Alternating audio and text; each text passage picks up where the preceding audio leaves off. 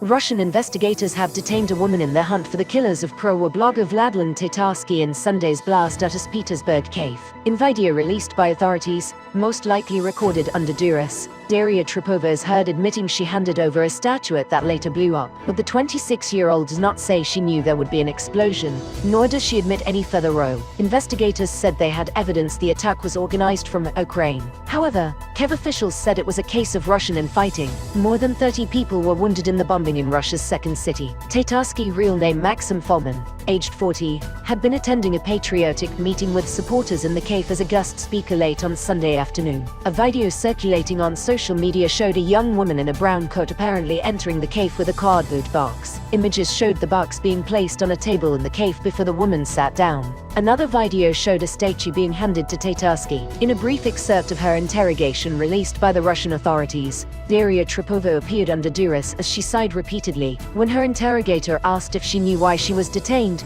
she replied, "I would say for being at the scene of Vladlen Tatarsky's murder. I brought the statuette there which blew up. Can I tell you later please, what we know about detained cave blast suspect?" Russia's anti-terrorism committee alleged the terror attack was organized by Ukrainian special services with people cooperating with opposition leader Alexei Navalny. The investigative committee later went further, saying it had evidence it was planned and organized from Ukrainian territory. It was working to establish the entire chain of people involved, it added. Navalny's Anti-Corruption Foundation, which has released a series of exposes of corruption involving the Putin entourage, said it was very convenient for the Kremlin to blame its critics when Navalny was due to go on trial soon for extremism. Navalny has been in jail ever since he returned to Russia from Germany in January 2021. He survived a nerve agent attack in Russia in August 2020, which was blamed on Russian security service agents. Foundation head Ivan Zhdanov said everything pointed to agents themselves. "Naturally, we have nothing to do with this," he said,